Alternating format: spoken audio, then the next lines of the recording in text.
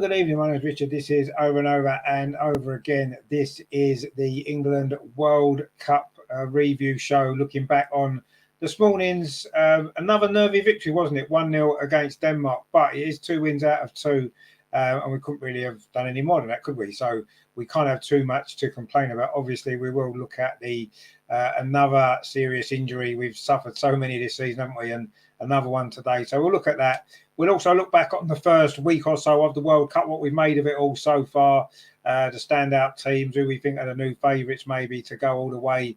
And of course, we'll look at how England have been getting on and the Arsenal women as well, because we've had a few good performances, haven't we? So lots and lots to get through. We'll get cracking the other side of our new introduction, of course, with music from Pete Drake, as always. Lionesses, you come so far, but don't forget who you are. Your roots are yours, but also ours. Giving hope to rising stars. Lionesses, here we go. 2-0. Beautiful song there from Pete Drake, of course, for the World Cup. And joining us, as usual, is, of course, Andreas. How are you today? Yeah, not bad at all. Good evening, everybody. Good evening, Richard. Good to see you again. Obviously, back in more familiar surroundings this week. Yeah, back home, yeah.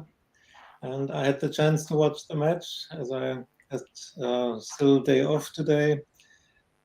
Yeah, as you said, a nervy victory, a nervy match. And besides the 3 points, I think everybody feels disappointed or not. I was not able to be happy after the match because this injury is one we saw too many this season, and right the moment when Kira went down, I thought, oh, doesn't look good. And then when her teammates came and wanted to help her up, and she said, no, I can't, and then made this gesture to Serena.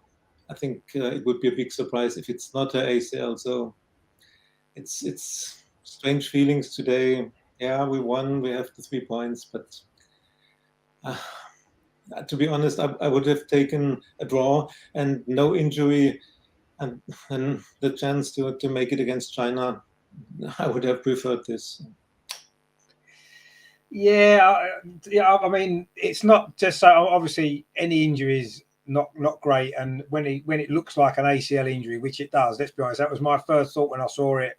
You know, as you said, we've seen so many this season, haven't we? Watching Arsenal, it's happening on a regular basis, so we kind of knew straight away that's what it looked like. And to lose a player that's that important to the team, and a player that we don't really have a natural replacement for in the squad either, couldn't have been a worse timing for it, really. And it's not that there's a good time for an injury like that anyway, but certainly, you know, early on in a World Cup campaign with a player that we don't have a replacement for does create problems for us going forward in the tournament. But also, you know, it's a big, massive problem for Kira herself. And, you know, we hope, fingers crossed, it isn't as bad as it looks, and that maybe it's not actually, maybe the ACL hasn't sort of, you know, been ruptured, and she's going to be back playing quickly, but it doesn't look great. It didn't look great, did it? And you're right, it did.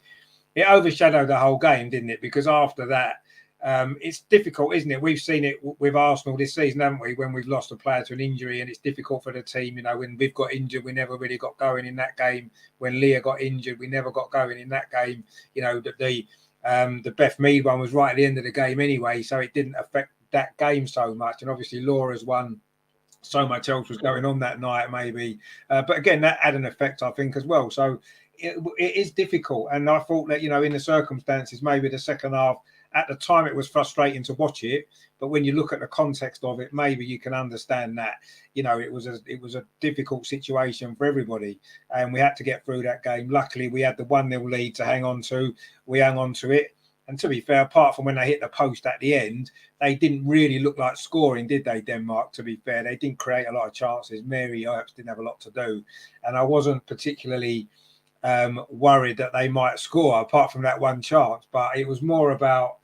and yes, I mean, obviously we can't not talk about the performance without the injury, because the two are definitely connected. There's no doubt about that. And we did start the game really well, didn't we? For 20 minutes, we were brilliant, I thought. That was more like the England Lionesses team that we saw last year, isn't it? You know, we played with energy. We were winning the ball back high up the pitch. We were getting balls into the box. We were creating problems for Denmark's defence, and we got the great goal as well early on. And I thought that was going to settle us down, and we'd go on and dominate the game. And it was going to be another Norway-like performance, I felt, in the early stages of that game.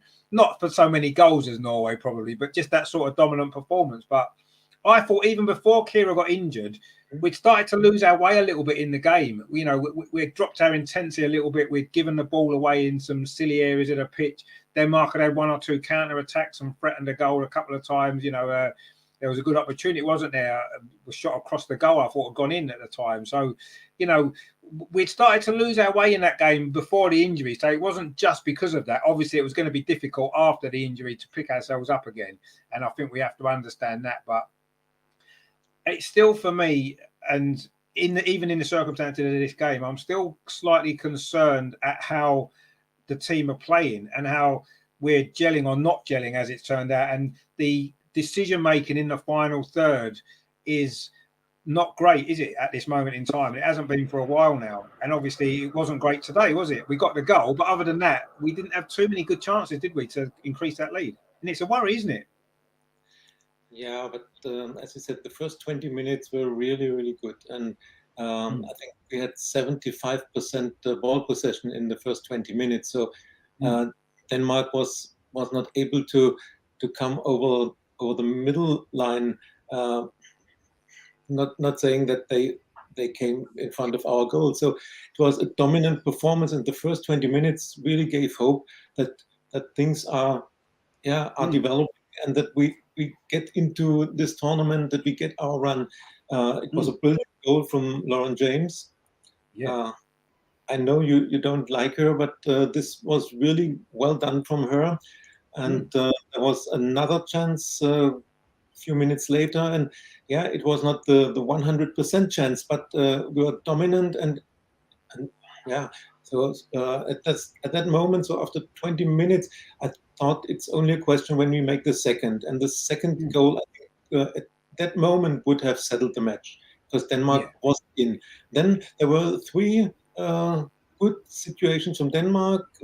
Two times we gave away the ball too easy in midfield or in their half.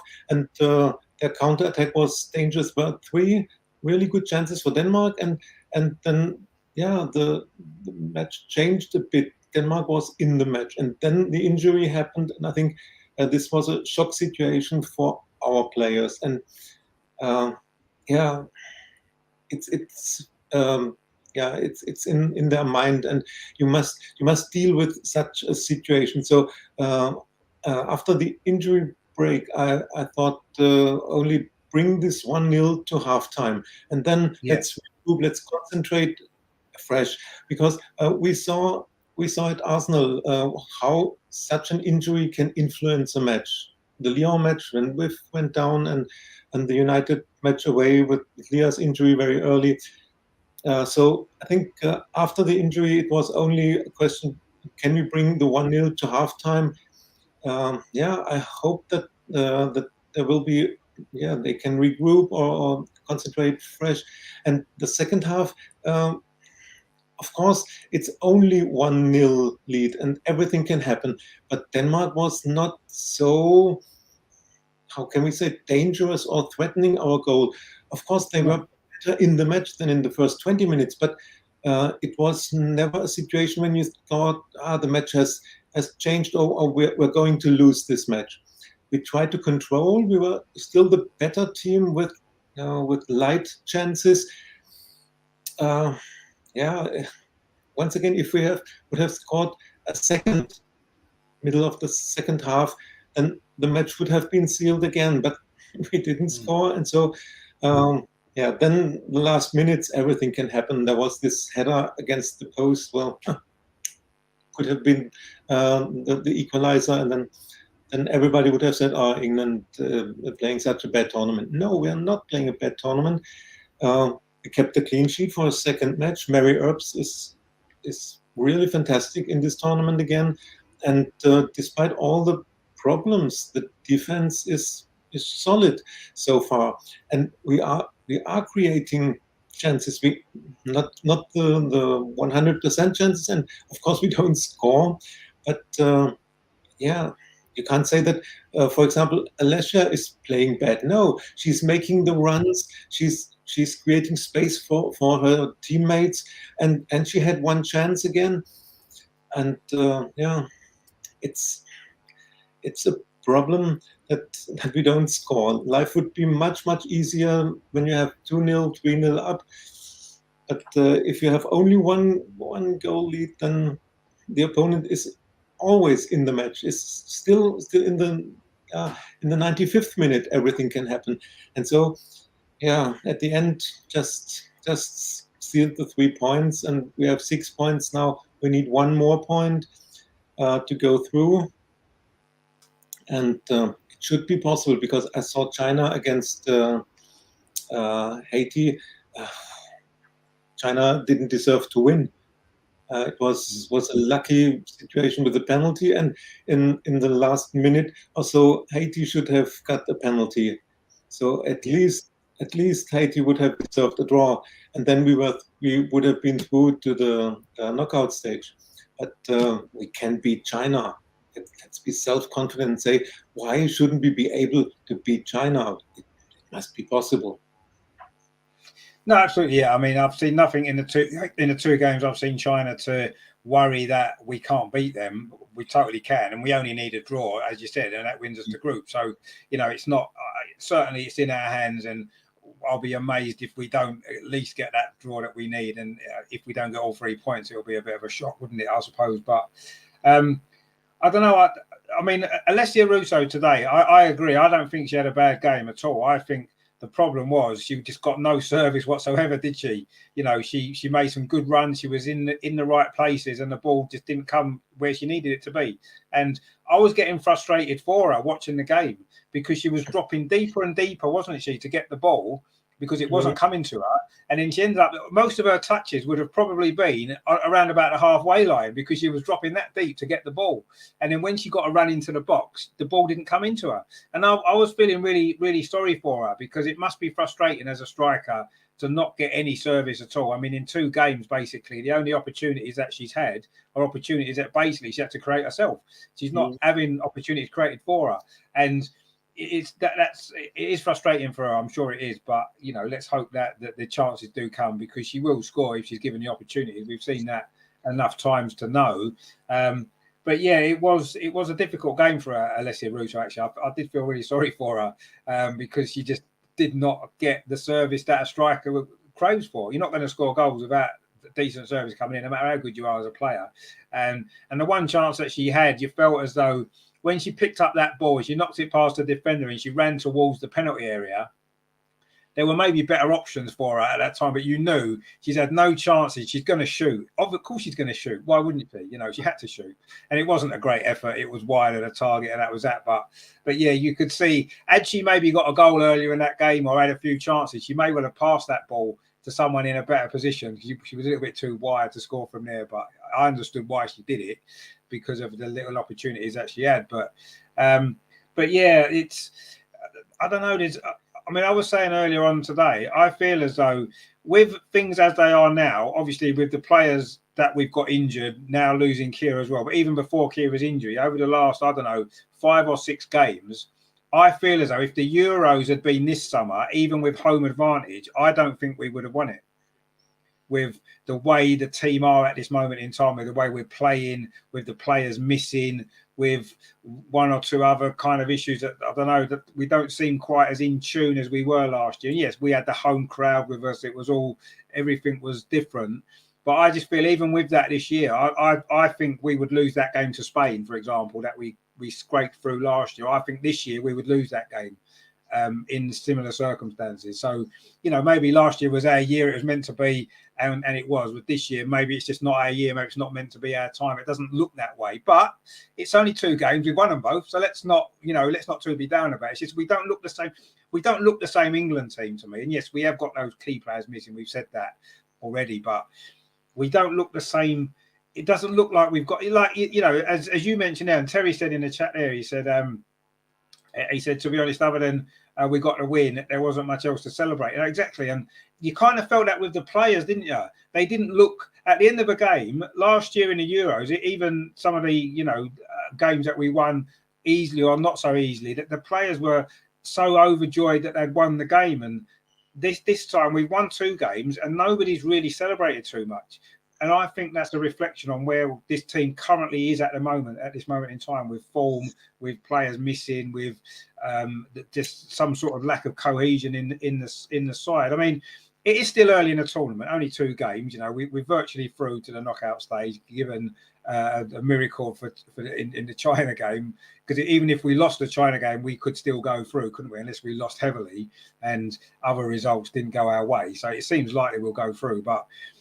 Do you not feel that we're not in that kind of place where a potential tournament winner would expect to be at this point now? With 2 games in, it's not like we haven't started yet. They're not friendlies. We've had 2 games in the tournament. And although we've won them, I'm not getting that feeling from this team, even that they don't. Last year, you knew they believed they could win that tournament. You knew it. You could feel it every single second they were on that pitch. I haven't felt that this time in this World Cup. You don't feel that they believe they can win it.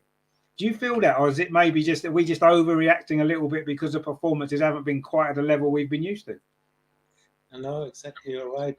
Last year it was different in the preparation. We won all the friendlies before. There were fantastic results before, and it was a mood, an atmosphere. If not this year, when should we win a tournament at home with this form the players are in and everything? And this year is different. But never forget, we missed 3 key players, now 4 key players, and if you take out 4 key players from every other nation, they will perform not as good as they did before. I know we must live with this situation and we have to deal with this. Everything okay, but the fact remains there are still 3 and now 4 key players in defense, in defensive midfield, offense with Van Kirby and the best striker. That's a problem, and I think that's in the team as well. They feel how difficult it is so far in this tournament, and there was no big win to celebrate. It's just, I think, for the players, it's the same feeling that okay, let's take the 3 points and go on. And there is no reason why they should be extremely happy. We have won 1-0 against Denmark. No, they feel the same. They feel okay. Let's take the 3 points and go on, and try to avoid what was not good in the next match. Or even the injury situation must have been in their mind after the match. I'm sure they are thinking on this situation, and every player was thinking, okay, we have the 3 points, but how can we deal with this situation for the next match? There is no Sweet Caroline and singing and dancing. It's understandable. No, maybe you're right. Maybe it's a little bit of that as well, because obviously everything was in our favour last year. We were at home as well and all that as well. And I do feel that, but I don't know. I kind of get the feeling, not just in these 2 games at the World Cup, but going back to the game previously, it seems to be they don't seem to be playing with as much joy as they seemed to last year. And I know the atmosphere is different. We're over the other side of the world. It's not the same. But even before the World Cup, in the games leading up to it, it's like they wasn't playing with that same smile on their face that they seem to be playing with last year.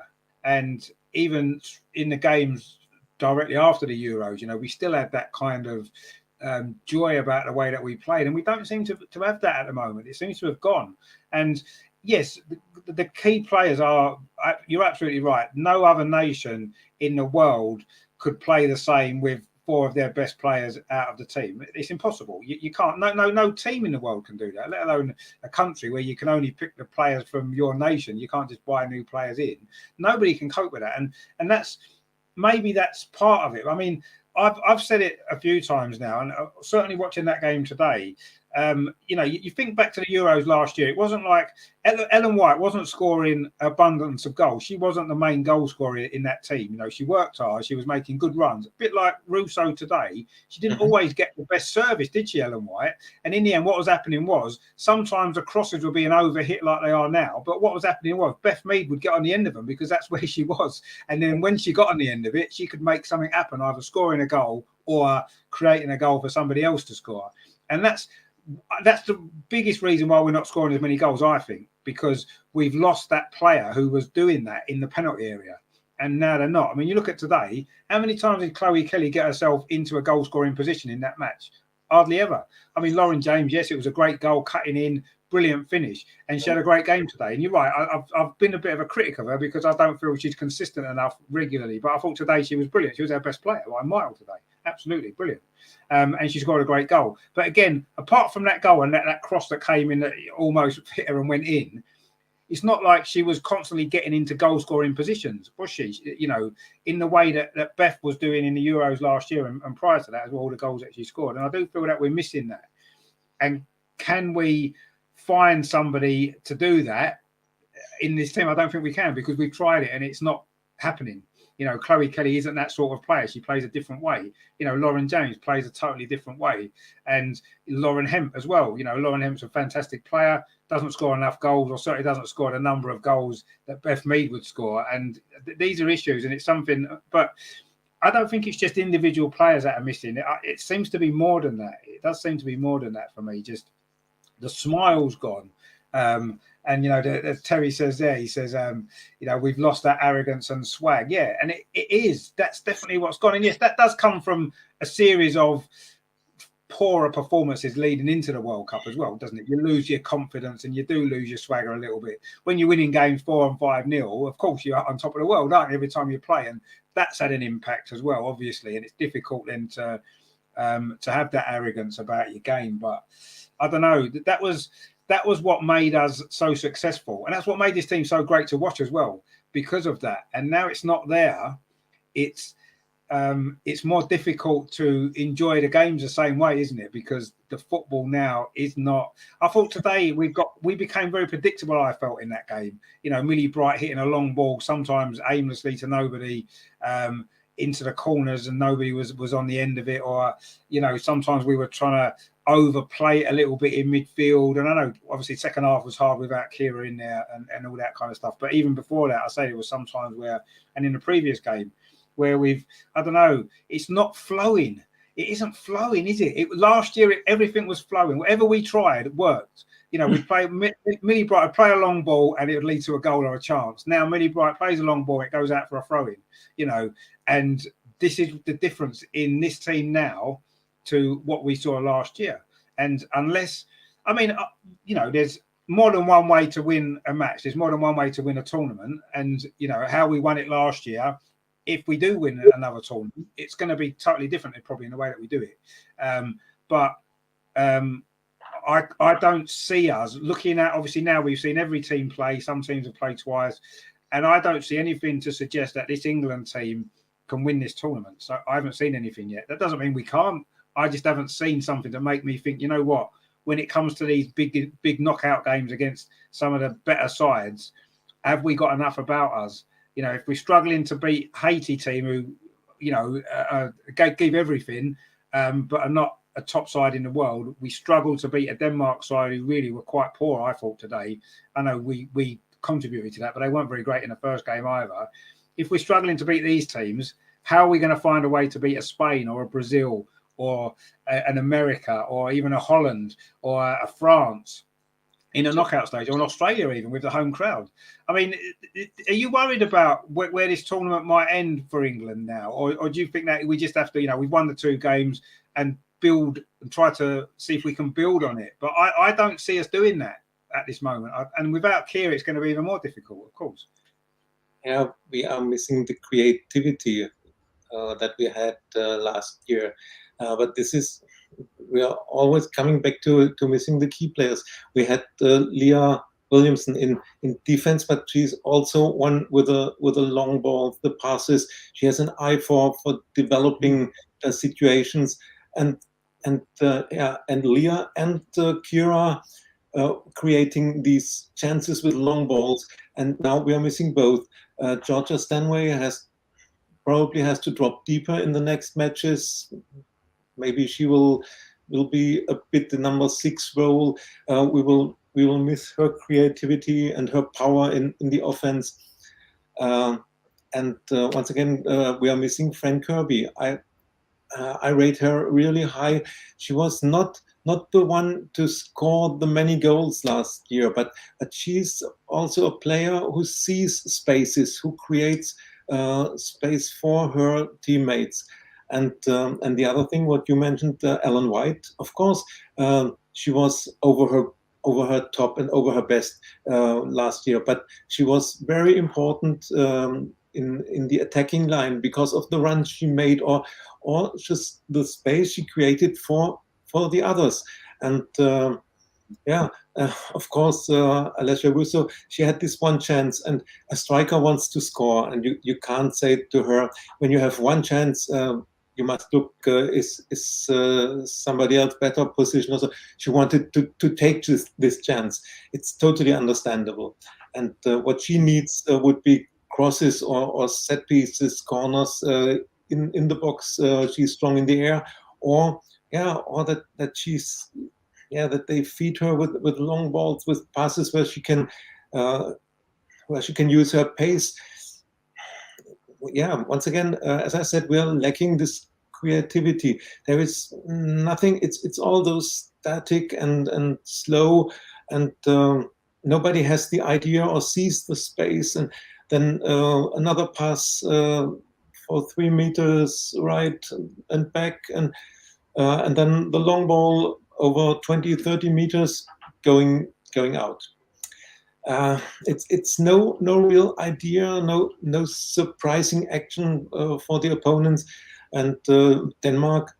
But you must say Denmark didn't try to equalize, or what were they waiting for? I thought the middle of the second half. What is Denmark waiting for? They are 1-0 behind, and they are not really trying to score. So it was not the best match to watch in the second half, because one team was leading 1-0, was not able to create more chances to score the second, and the other team was 1-0 behind and said, okay, let's wait, and maybe we'll get a surprising goal also.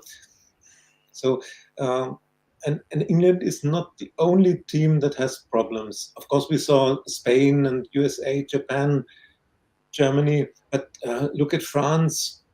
They have their problems. Australia has problems. Canada, all these, Norway, all these big names, big nations, they have their problems. And you can't say that a team that has won 3-0, 5-0 in the first round, they will continue this way. At the moment, I wouldn't say that England has a chance to reach the semi-finals. I don't think so. But the tournament starts anew with the knockout stage. When you go through the group stage, then the tournament really starts. And everything is possible in 90 minutes or 120 minutes. Then, and if you go through the first knockout match, then the self-confidence can rise, and maybe you get a run then. Right now, I would say it's USA, Spain, Germany, Japan, but let's wait. If Australia goes through the group stage, if it's not sure that they will go through, but if they go through, then with the home crowd and everything is everything possible. And if Sam Kerr returns, they are missing their key player too. France had a very bad start in the tournament, missing key players. Maybe Selma Bachar will return. Maybe France only needs one win, and they are competitive again. Other nations have their problems too, and so the most important in a group stage is to qualify, and let's hope that we can do this. Yeah, and I mean, there's plenty of nations in this World Cup that would be grateful for 2 wins out of 2, wouldn't they? So we have to take the positives from that. They haven't been the 2 greatest performances ever, but in a tournament, it's all about the results, isn't it? You can't afford to lose. Yes, in the group stage, you might get away with 1 defeat if you're lucky, but you can't get away with too many defeats in a tournament or you're out. So it is about getting the results that you need.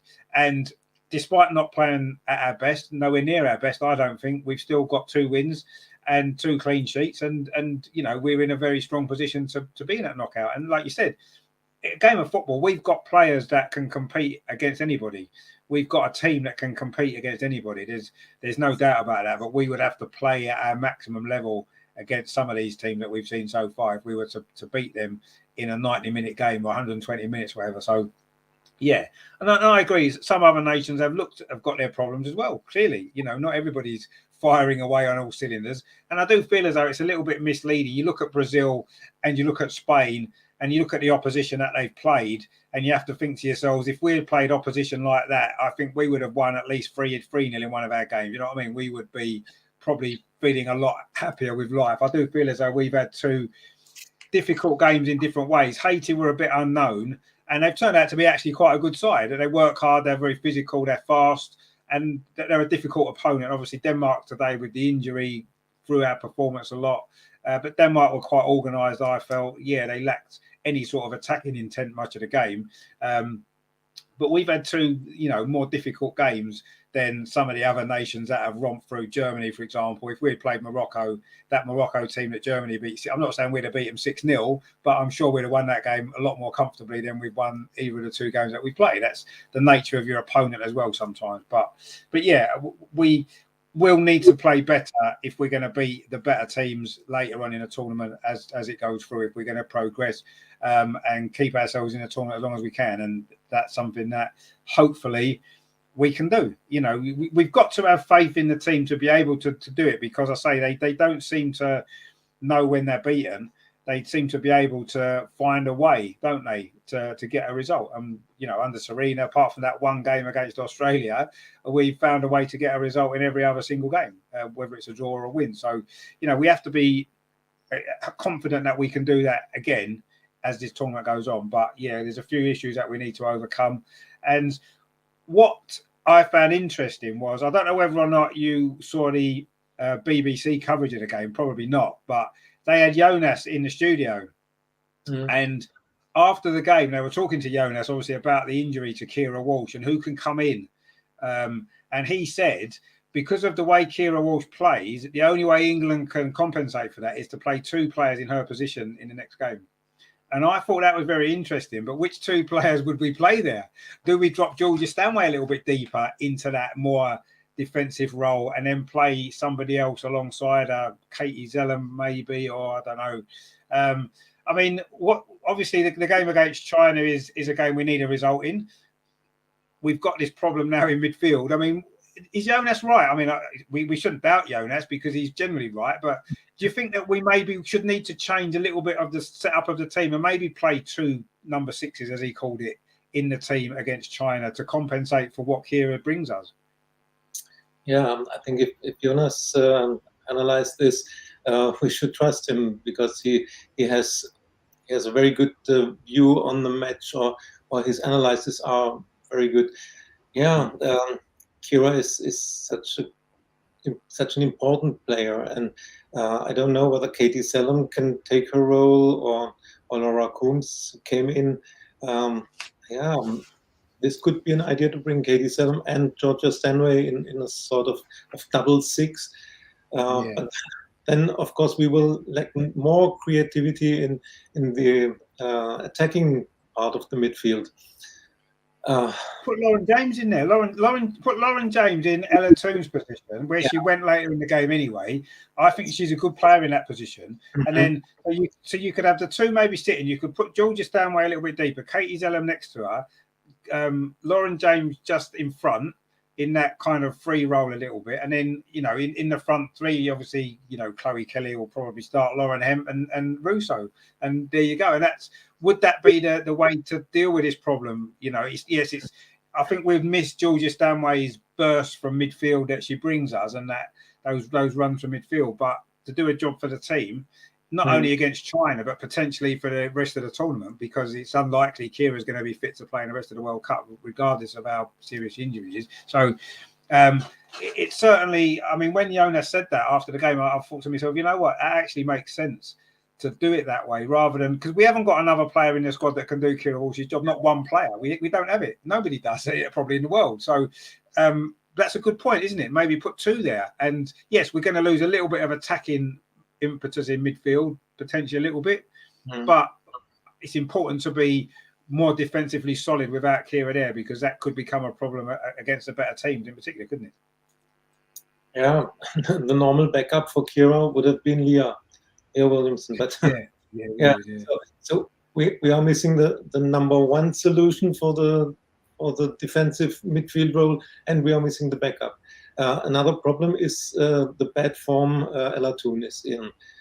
We spoke about this when we made the outlook for the tournament. I always said Ella Toon had a bad second half of the season for United, and it seems that she doesn't come out of this bad part of her performance.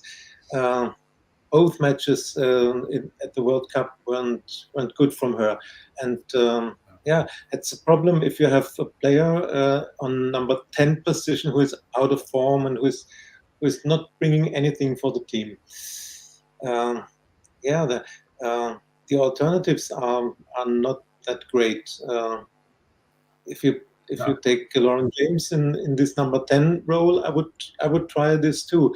But then you must bring Lauren Hemp and Chloe Kelly on the wings, and Alessia in number 9 or Bethany England. But whom to bring in?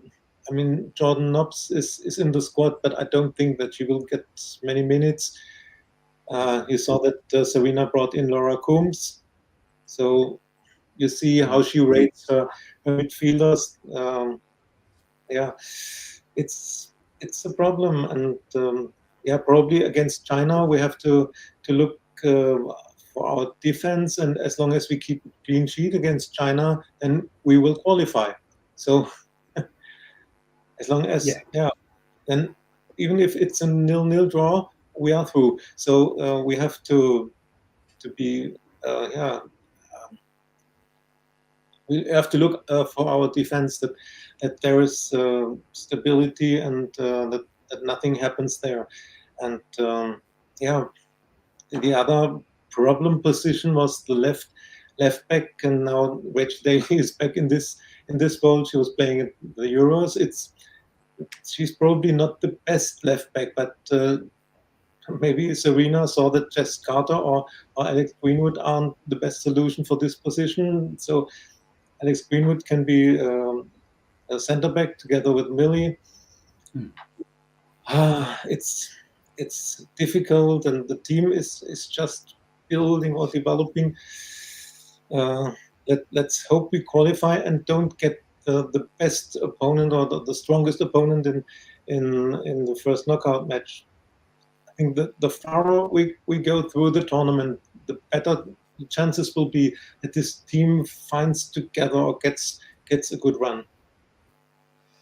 Yeah, no, I think that's true. And to be honest with you, we've got to look at it that we will get, assuming we win the group, which looks likely now, we will get the runners up in Australia's group. And to be honest with you, I've watched most of the games in Australia's group, and there's nothing there really that worries me particularly, whoever we might get. You know, Canada haven't been fantastic. We know they're a great team, but they haven't been playing that well. Australia, I think, can be beaten, as Nigeria showed. Yes, Sam Kerr, if she's fit, would be a slightly different proposition. And obviously Nigeria, who have played some great football, I wouldn't be worried about playing them. I'm not saying they're not a good side who could beat us, but I wouldn't be worried about playing any of those three teams in that group, whoever we get. So I think that's a good thing for me, that's going to be our knockout game against one of those three teams, and I feel we can beat any of those three on our day if we play well. And then, like you said, we're in the quarterfinals, and anything can happen. Anything can happen. And yes, it's going to be a tough game, whoever you get in that stage of any tournament, isn't it? So we saw that last year in the Euro, didn't we? We had Spain in the quarterfinals and we almost come unstuck, didn't we, straight away? So, but yeah, it is something that we'll have to just grow into the tournament. We keep saying we're going to grow into it, and we don't seem to have quite got there yet, but it is still early. Hopefully we've still got a few games left. Terry says, will England have what it takes to go 1 or 2-0 behind and come back?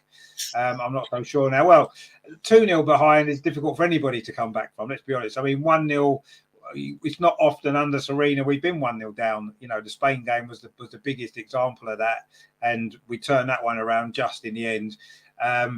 So I don't know.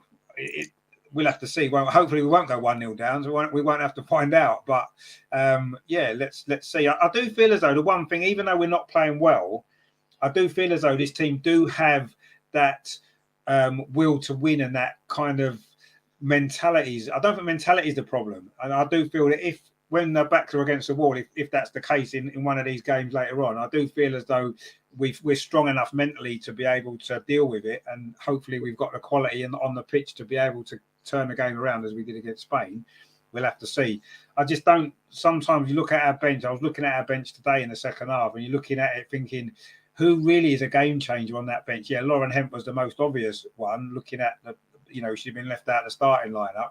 She was the most obvious game-changing substitution. But other than that, I looked at the team and thought, who can come on in this game or in any game and really have that impact that we had from the substitutes at the Euros? I don't see it so much now in this team. In the end today, I thought Denmark's substitutes had more of an impact on the game than ours did. One of them hit the post with that header. Another one had put a cross in. They made more of an impact on that game, their substitutions, than ours did. Whereas last year, our subs had massive impact every single game, didn't they? And that's the difference this time as well, which kind of worries me a little bit looking at it, thinking, who can come on in this team and make a big difference? Beth England, yes. Beth England can score goals. You get her the ball inside the penalty area, she can score goals. She almost nicked one today, didn't she? She was only on for 10 minutes and she almost nicked a goal there with a header. And that's what she can bring. But is she a game-changing substitute? I'm not sure if she is, really. I think she's a sort of sub that if you're winning 3-0, she comes on, she adds a fourth goal or a fifth goal in a game that you've already won.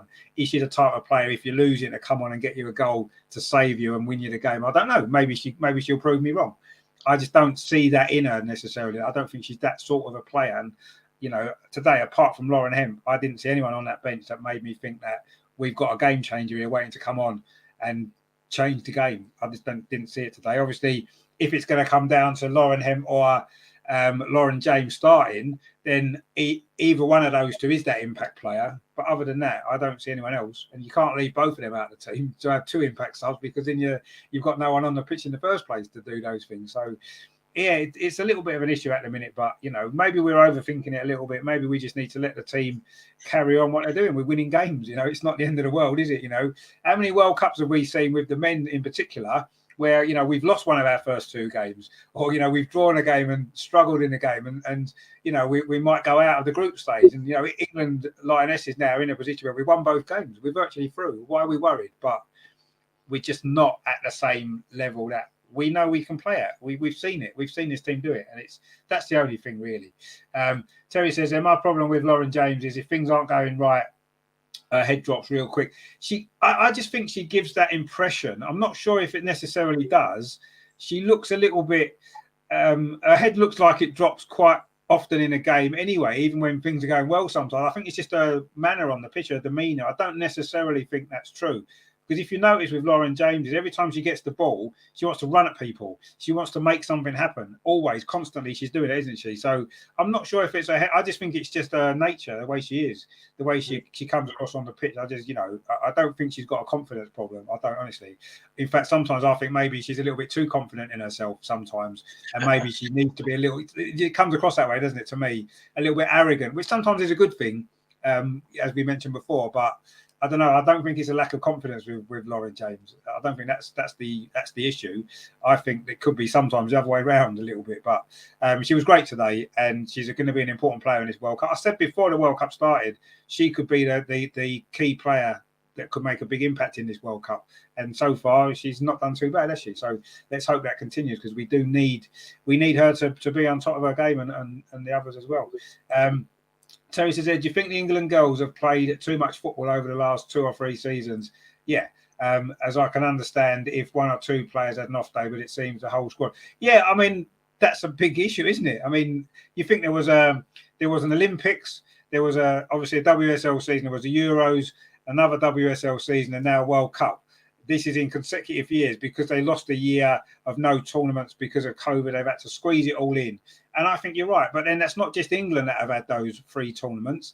There's everybody else, pretty much. Do you know what I mean? So is there more pressure on us? There was more pressure on us last year at the Euros. Yes, probably there was. But everybody's played a lot of football, haven't they, in the last 2 or 3 seasons? It's not just us. And yes, I think that's a factor in our performance levels dropping slightly. Of course, it's obvious that's going to happen at some stage. But it would be a similar. We can't blame that, because it would be everyone's in the same boat, aren't they? It's not like we've played more games than everybody else. I mean, I don't know individually how many games that each player has played in all the squads. You'd have to work it out, but I wouldn't be surprised if all the top players have played the same number of games roughly. They've all played Champions League games for 3 seasons. They've all gone deep into that competition. They're domestic games. Look at all the German players, for example. They're playing. They're getting to cup finals every year domestically, aren't they? They're going well in the Champions League. They're playing the European tournaments for Germany. So are we playing more games than them? No, we're probably on a par. So we can't use that as an excuse. It is a reason for our form dropping off, quite potentially, I agree. But everybody's in the same boat. I mean, do you think that's obviously it must play a part, Andreas, mustn't it, in the number of games? But other teams look fresher than we do, and they play the same games. Yeah, that's a problem for all nations. That their key players played too many games in the last 2-3 years.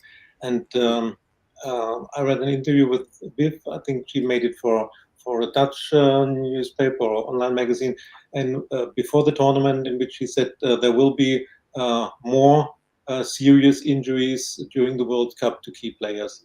And probably ACL injuries. And yeah, she's right. We see this already. Yeah, we see this now, and there are more injuries coming. And this is a problem for all nations, for all teams, that their key players had to play too many matches, too many games in the last years.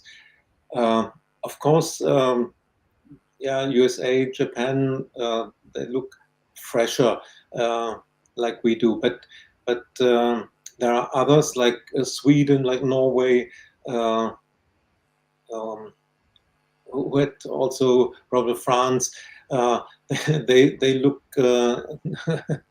We look fresher than these teams, and you see the problems other teams have when they miss key players.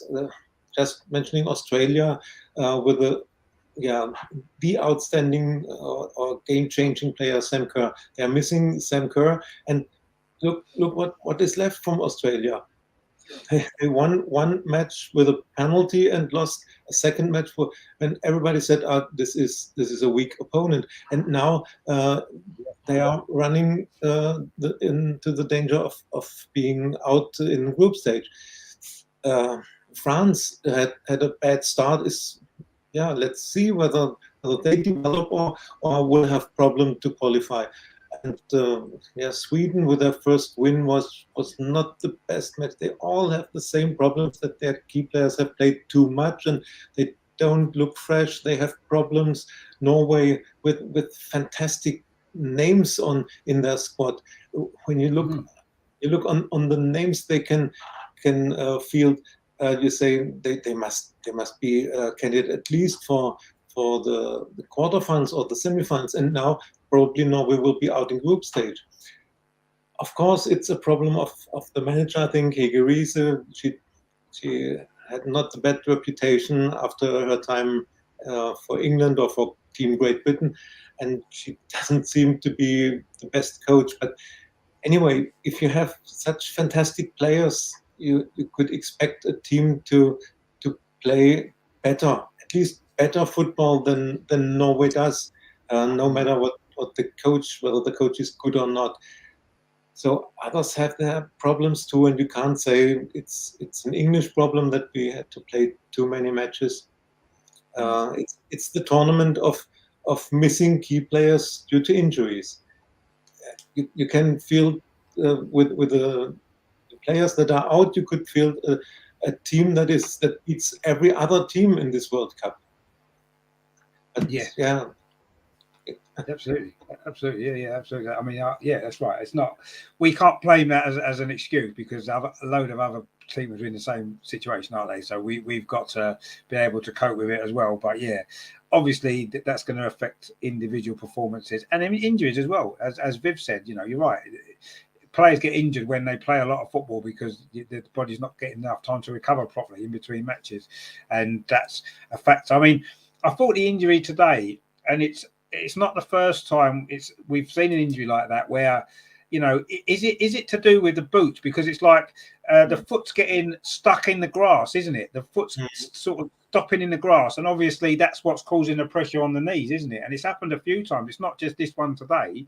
Leah Williamson's one was very similar, wasn't it? Yeah. And we've seen a lot of others as well.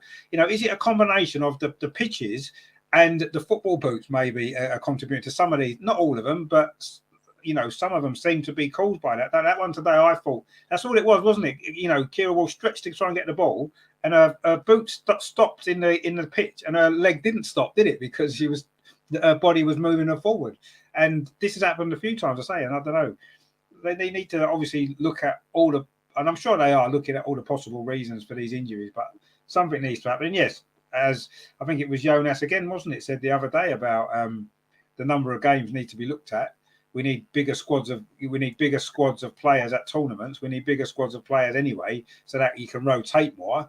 And they need to look at the recovery between games. And it's been a problem for a long time, and it's getting worse in the women's game because the games are increasing season after season with new competitions and everything else that's gone on. Group stage in the Champions League, more games there, and all these tournaments every single summer. At the minute, it's something that needs to be looked at going forward. But it's not going to help us now, is it? And it's not going to help all those players that have got injuries now. It's too late for them, unfortunately. But let's hope that they can look at it in a different way in the future. Not just think about the money that they can make from the game, but actually what's going to be beneficial.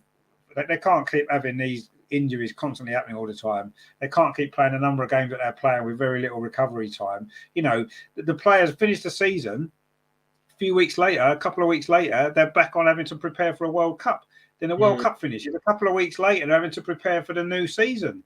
It's just too much. It is too much. This has been, like you said, Terry, you're right. Three years in a row now we've had this. The summer tournament, there's very little time in between, and then the season starts again, and you go through the whole thing again.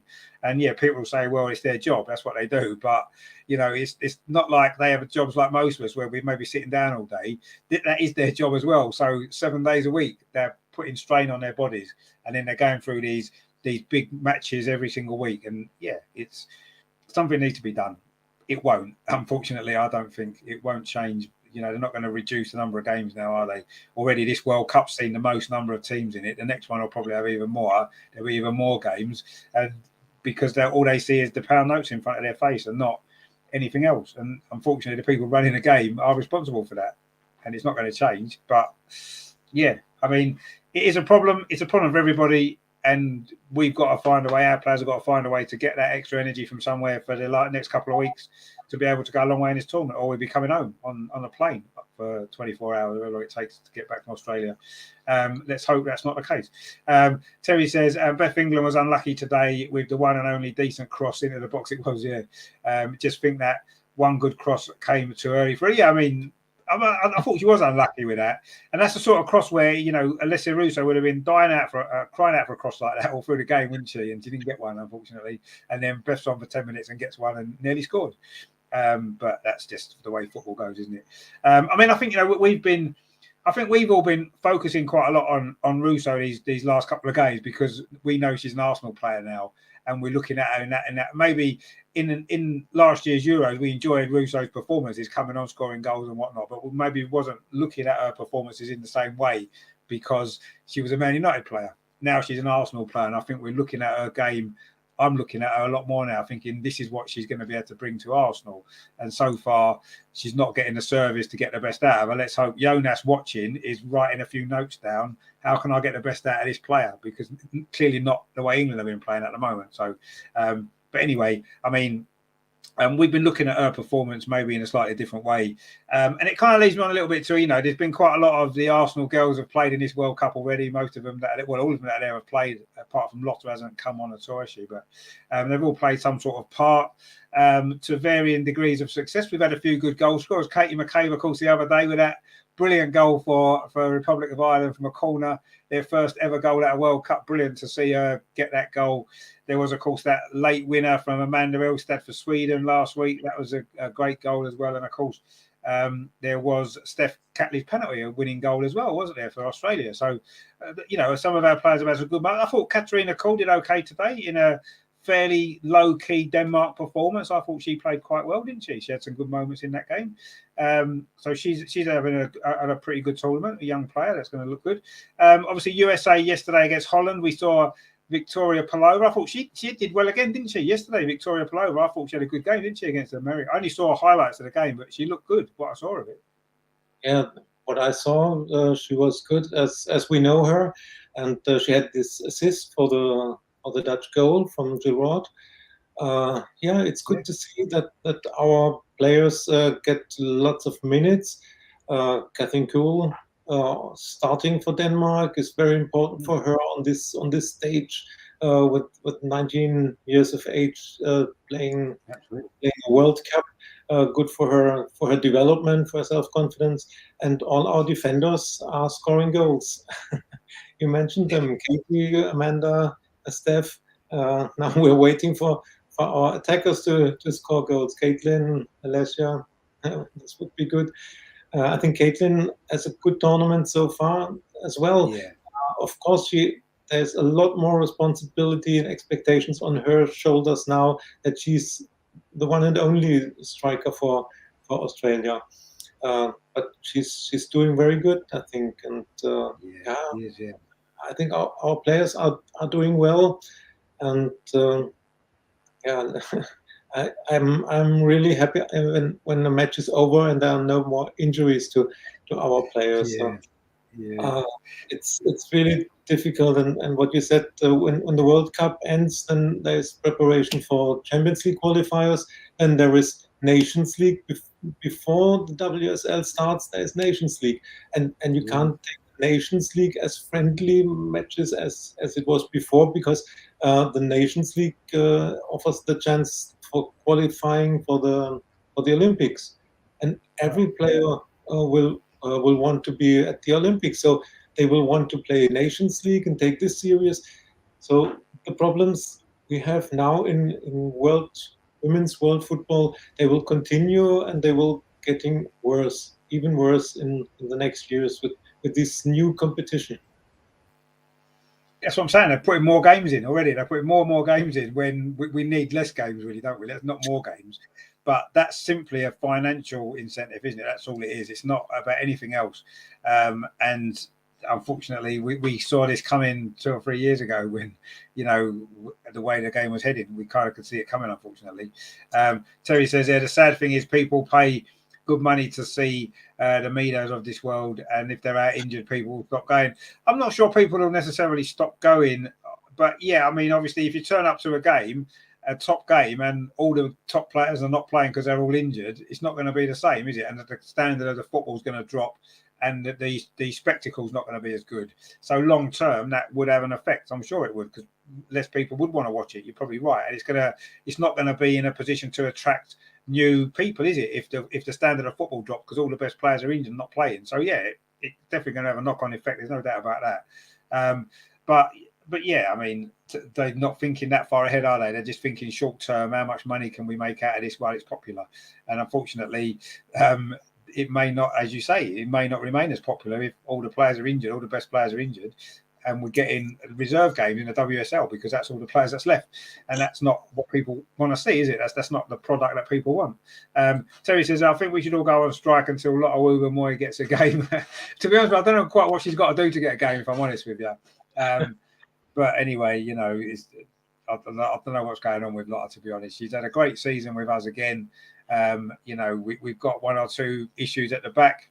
I don't understand why she's not got any minutes at all. But, I say I'm not going to question Serena too much because she doesn't get too much wrong. She made a big call today, bringing Lauren James in, and Lauren James scored the winning goal. So, Serena can do no wrong, can she? Let's be honest. But yeah, it baffles me sometimes how Lotta doesn't get a game at all. Baffling when how well she's played for Arsenal over the last couple of seasons in particular. So I don't know. But anyway, if England keep winning, keep keeping clean sheets, we can't really have too many complaints with the lineup. I suppose we'll have to suffer it and hope that Lotta gets an opportunity at some point later on in some game or other and can get on the pitch in the World Cup, because that would be great for her, wouldn't it? She deserves it. There's no doubt about that. So yeah, she's maybe been the biggest disappointment from an Arsenal perspective because she's not got on the pitch yet, and it's it seems strange. I was a bit surprised that Chloe Lacasse didn't start for Canada the other day as well, actually, because I thought she played well in the game before and then she didn't get to start the next one. But anyway, the managers have got their way of doing things, the players that they like to pick, and that's the way it is. I suppose it'll always be like that, won't it? So, but yeah, some decisions. But no, you're right about Caitlin Ford as well, Andreas. I think she's had a really good tournament, actually, really good. She's looked a very, very good player. We know she is, and she's doing it on the biggest stage at our home tournament. So, brilliant for her. And Steph as well. I think Steph's had a great World Cup, to be fair, as well. Steph Catley been captain of the Matildas, and she stepped up and played really well. So yeah, that's good news for us, because it's nice when you see our players playing well at a World Cup, because they'll get confidence from that and it'll help them going into the new season, won't it? Which is good. If they all have good tournaments, they're going to be buzzing for the new season, and hopefully they'll bring that form in. So yeah, but I agree. If I haven't managed to see a game live that I know potentially an Arsenal player has been involved in, the first thing I'll do is check the team. Did they play? Did they finish the game? Did they get injured? No, they didn't. Right, brilliant. Fantastic. That's another game out of the way. And eventually we'll get to the end where there's no more Arsenal players left and we can relax about injuries. But yeah, I mean, it just goes to show today how easy it can happen. And, it's in the lap of the gods in many ways, isn't it? Let's just hope that Arsenal certainly don't suffer anymore, and England don't suffer anymore in this World Cup, because it's just we've had no luck whatsoever, have we? And that kind of summed it up for me today. What I want to just quickly sort of touch on really a little bit is the World Cup as a whole so far. We've had a week and one day. Every team's played at least once. Some teams have played twice. We've got a good feel of it. What have you made of the World Cup so far, Des? Have you been enjoying it? I know the kickoff times haven't helped because it's been difficult to watch them all, but have you enjoyed it so far, or do you think there's maybe more to come? Difficult to say because of the kickoff times. I didn't have the chance to see a lot. I saw all the highlights in the evening, but it's highlights, about 10 minutes of a game. It's not the real feeling for a match. So I personally would say the level of the Euros last year was higher than at the World Cup right now. The positive thing is that the gap between the top nations and the smaller countries, the outsiders, this gap has closed. You have very, very few outsiders that are chanceless in the matches. But if you see how they performed, like South Africa, like Jamaica, or I don't remember every match now, but of course, Costa Rica was one of the weakest teams, but Haiti did great. Nigeria, nobody expected Nigeria to be leading their group after 2 matches. So the gap has closed, and this is a positive fact of this World Cup, that women's football in the whole world has developed. The atmosphere in Australia is very good. The stadiums are full. They have 40,000. In New Zealand, it's a little bit different. They have only 6,000 or less than 10,000. So, the audience not the same as in Australia, I think. And it would help if New Zealand qualifies, but I don't see them go through. There's Philippines is another team, such an outsider team. I thought they will lose all their 3 matches, and they really played well. I think this is the really positive effect of this World Cup, that we see the development of the women's football in the whole world, and that there are very few really small teams that are not competitive. Yeah, no, absolutely. I mean, that has been a big feature of this World Cup so far, isn't it? That, yes, okay, Germany won 6-0 and Spain won 5-0, didn't they? And, Japan won 5-0. There's been a few games there, but overall, you're right, that gap has closed a lot, hasn't it? And it's getting to a point almost where you can't take these smaller nations for granted anymore if you get them in a tournament. We saw that with Haiti. They gave us a great game, didn't they? And they were unlucky not to maybe get something out of that game. So yeah, that has been a big factor. I'll tell you something else that stood out for me is I think the quality of the goalkeeping in this World Cup's been really high, actually, overall, hasn't it? I can remember going back maybe to 2015 World Cup, for example, and some of the goalkeeping was almost comedy, wasn't it? As recently as that. And now I think the standard of the goalkeeping in this World Cup so far has been, I think it's been brilliant overall. Yes, there's been some howlers as well. Of course, there has a few, but overall, I think the quality of the goalkeeping has been brilliant, actually. And that's one thing that really, I think, really, not just in this World Cup, over the last couple of years in general, I think it's improved in the women's game, the standard of the goalkeeping. So I don't know whether the coaching's improving, whatever it is, but it's working. And it's great because, we've seen some fantastic saves in this World Cup. Penalties being saved right, left and centre. We've seen all sorts going on. So that's been another, for me, that's been another positive, has been the performance of the goalkeepers. And yeah, it's been difficult to get into the World Cup because of the kickoff times, and I can't feel, even if I'm up, and sometimes I've been off work a bit the last few weeks, and even if I've been up and watched the games, I can't get into a game as much at 8 o'clock in the morning as you can at 8 o'clock at night. It's just not the same, is it? You're in a different place mentally as well, and I can't quite get my head into it. And but I've enjoyed what I've seen. I must be honest. I've enjoyed the football that I've seen. I've tried to watch as much as I can. I've missed a lot of games, obviously, catch up with the highlights and whatever. But yeah, it's been an interesting World Cup so far. I don't think it's quite took off 100% yet. I still think there's obviously the knockout stages where it's all the fireworks happen, don't they? Anyway, but there's been a lot to enjoy about it so far, the first week or so, and I'm looking forward to trying to watch as much as I can next week. I'll have a bit more time next week to watch more, and then I'm going to be busy after that, so I probably won't get to see much of it going into the latter stages, unfortunately. But no, I think it's been a lot to enjoy. It's been good to see the Arsenal women doing so well. It's been, good to see some great performances from some of the bigger teams as well. Some of the bigger players have stepped up, haven't they? Put in some good performances as well, which is, even though they play for teams that we want to lose because we don't want them to go through, it's nice to see the good players turning up in tournaments and playing well, isn't it? Because that's what World Cups are about, aren't they? That's what you remember, don't you, in years to come? You look back on a World Cup and it's the big players who have turned out and played well that you remember, don't you? From the men's World Cups like Maradona and Pele and people like that, and from the women, that's what you want to remember it for, don't you? Megan Rapinoe from the last World Cup and stuff like that. They're the things that you take out of it. And this World Cup hasn't disappointed so far in that sense. A lot of the big names have done well. So that's good to see as well. Terry says the TV channels didn't really seem to be pushing the World Cup, i.e. BBC and ITV. Highlights have been on too late. And if you blink, the programme's over. Yeah, I mentioned that last week. The highlights are really, they rush through it, don't they? And they sometimes there's 3 games in a day and they're cramming it into half an hour and they're just rushing through it. You don't get a lot of anything. And that's something they should have put a little bit more time into. I think it's even more important this World Cup, in this country in particular, with the kickoff times, that the highlights programs they give more time to, because people can't watch the live games always because of the kickoff time. So they need to put more time and effort into the highlights programs because they're even more important in this World Cup than in. They wasn't as important last year in the Euros because people could just watch the games. Now you can't watch the games. You need a better highlights package, and they haven't put enough. Is it investment into it? Is it timing? I don't know what it is, but I agree, Terry. Yeah, the highlights program. I wouldn't necessarily say they're on too late. I mean, on the BBC, I've been watching them on the iPlayer actually. So pretty much we can watch them anytime you want on the iPlayer, so it's fine.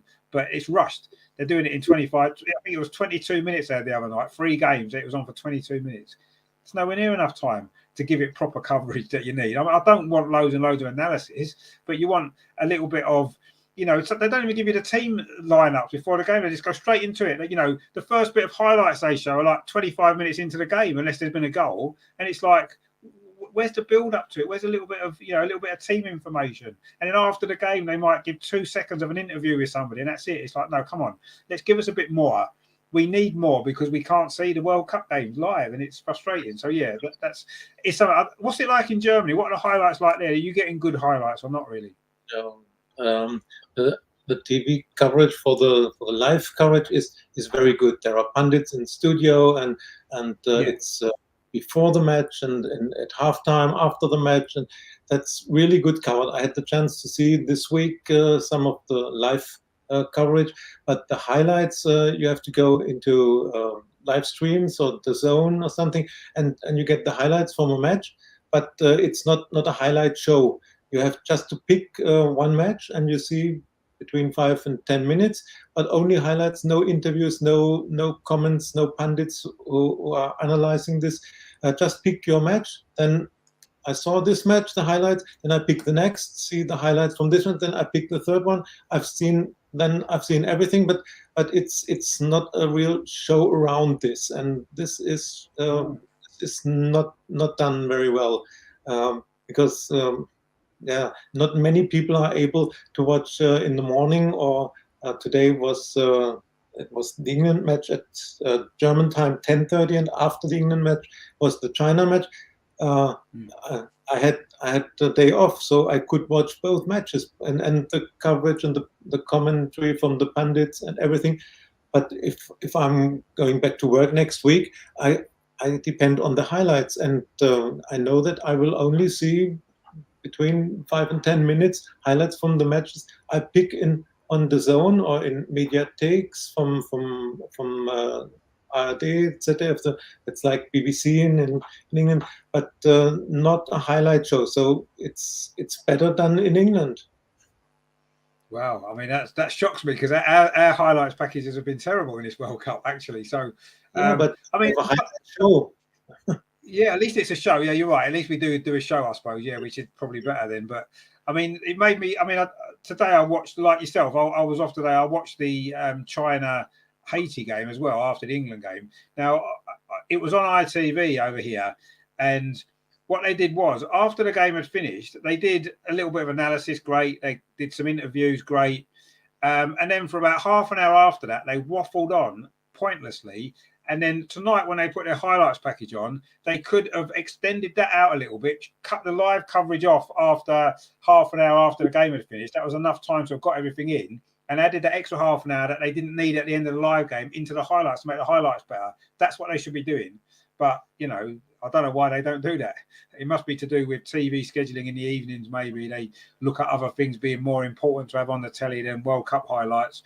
Quite what that would be, I don't know, but I mean, it seems crazy, really. But I mean, not to even have a highlight show is madness, isn't it? For a World Cup, it just doesn't seem, especially one that's over the other side of the world, and the kickoff times are all over the place. It's mad, isn't it? So I suppose, at least we get something, even if it's not very good, I suppose. But that's life, isn't it?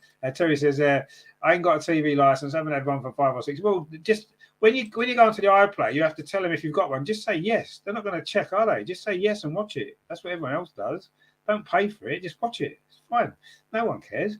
Terry says, yeah, spot on, Andreas. Exactly what I mean. Yeah, it's what you have to make the most of what you can with it, because there's not a lot out there, is there? So there you go.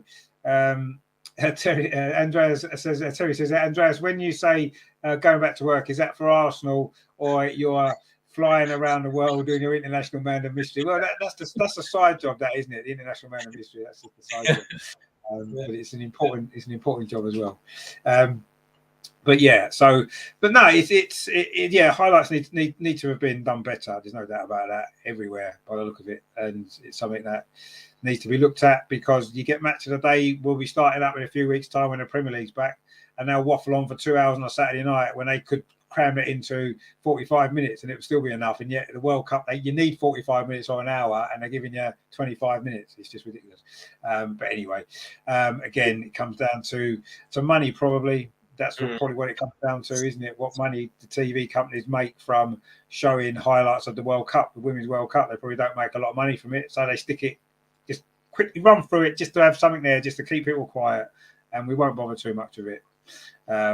But there you go. See, that they it's all about the money. And for next season, German Bundesliga becomes Monday night games, and already on the second weekend, Bayern Munich has to play their home match on Monday night at 7:30.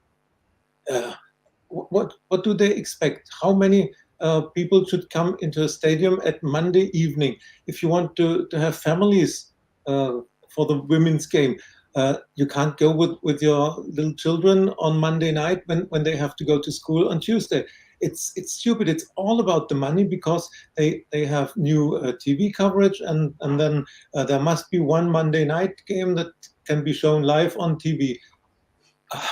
I think they'll have maybe an attendance of 1,000 for a Monday night match. It's ridiculous. Yeah, and I mean, we've had the same in the WSL, haven't we? Playing on a Friday night, playing on a Sunday late and a Sunday evening for TV, and yeah, it's crazy. I mean, I suppose it's Friday night's a little bit different, I suppose, because it's a weekend on a Saturday. Maybe that's slightly different. It's still not ideal, is it? But getting home and getting there and stuff. But the Sunday one's crazy as well. So yeah, unfortunately, nothing surprises me anymore when it comes to stuff like that. You know, when it comes to the money side of it and all that. So yeah, I don't know what's happening with that. But Wayne's in the chat. He said, "Evening, gents. How you doing, Wayne? Good to see you, my friend. Hope you're well. Hope you enjoyed the England game today, even though it wasn't the best game." Terry says, "I know this has nothing to do with England, but has anybody heard from Matt?" Yeah, I mean, Matt's he's just busy working, so he's hoping that when the season starts, he can be back on the show a bit more regular. But yeah, it's just work. Unfortunately, you know, we all need to work, don't we, to pay the bills, and sometimes it can get in the way of all the fun stuff that you like to do outside of work. It can do sometimes. Unfortunately for Matt, that's the situation. Same with Amar tonight as well. He works, you know, prevented him from coming on the show. It's just unfortunately the way it goes. Sometimes it's, you know, it happens, doesn't it? So, but yeah, so Matt's fine. He's just busy at the minute. He'll be back on the show soon. Don't worry. We all miss him, but he'll be back soon, so it's fine. We look forward to seeing him again. Of course, England's next game now is on Tuesday against China. We should win that, shouldn't we, Andreas? Do you think we should win that game on Tuesday? Fairly, I wouldn't say comfortably, because we're not beating anybody comfortably, but we should win it, shouldn't we? I think we should win it, and I'd say we'll win it 1-0 once again. I don't expect us to score more goals, and I'd be happy if we score a goal just out of the field, not a penalty or a set piece, just like today.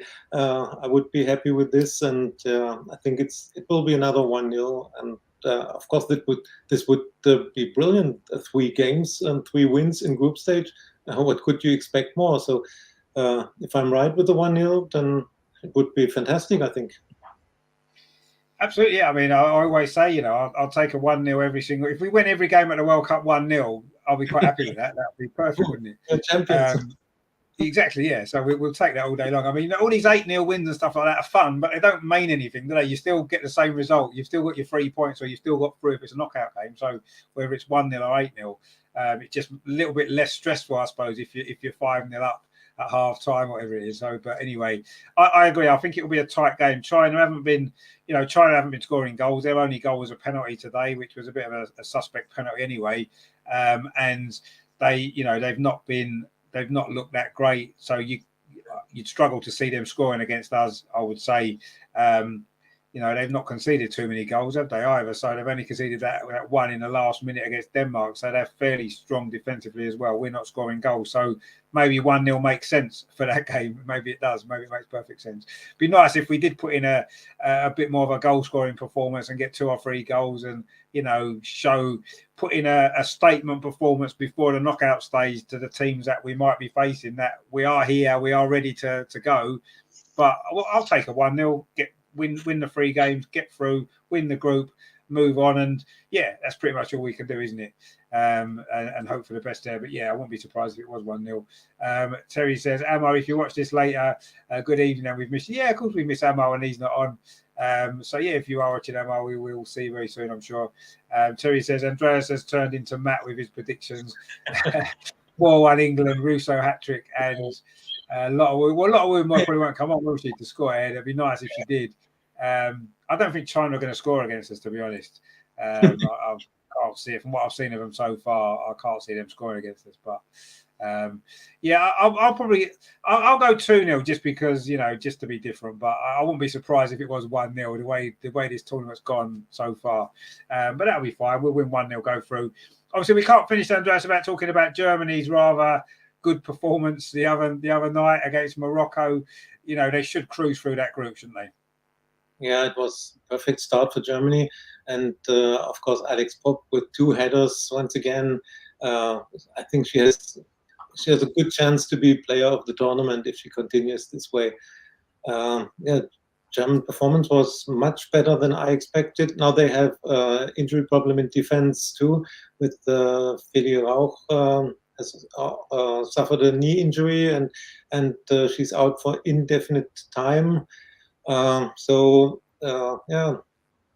it might be difficult against Colombia, but I think the way Germany started the tournament, they have so much self-confidence, and they have Alex Popp. As long as she's not getting injured, then she will score. And so I'm sure they will win against Colombia on Sunday, and they have South Korea. Normally 3 wins for Germany, and as normal, they are a candidate for going to at least quarterfinal, semi-final. Yeah, I would say so. They did look impressive in that game. Yes, Morocco wasn't the greatest opposition for anybody to have played, but you play what's in front of you, and they did play very well. And what we said before about last summer, things seemed to go in our favour. The fact that Pop got that injury before the final and stuff like that, everything went in our favour, didn't it? Had Pop played in that final, the result could have been different because we know how dangerous she is, and she's proved that again in this World Cup already. So yeah, it's that's something that may well have again been in our favour last year, and maybe not so much this year. We'll have to see. Bongo Goon is in the chat. He says, "Come on, you Gunners, indeed." He says, "Just drop it in for a like for you." It's like, cheers, mate. Good to see you. Hopefully, we'll speak soon. Anyway, no doubt when the season's up and running again. Terry says, "There, Pop is like a machine." Yeah, she is. Definitely is a machine. Yeah, she did play really well the other day.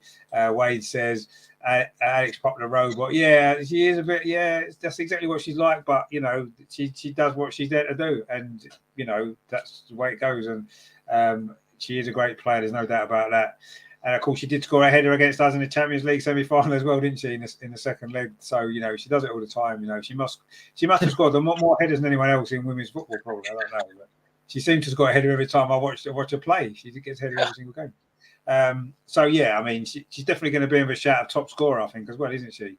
I know the Brazilian got a hat trick in that game the other night, but I think over the tournament, Alex Pop, if she stays fit, is likely to be in the running for Golden Boot, isn't she? I'm sure. So I don't think any England player is going to win Golden Boot this time by the look of it, but you never know. It only takes one game, you get a hat trick in one game in the knockouts, who knows? And it could all change, can't it? But yeah, no, Germany look good. Only one game so far they've played, but it was an impressive performance, and they look strong. Spain have looked good in 2 games. Again, mediocre-ish opposition, but you can only beat what's there, and they've done the job they've had to do, and they've done it impressively. So, yeah, some good performances from some of the big teams already.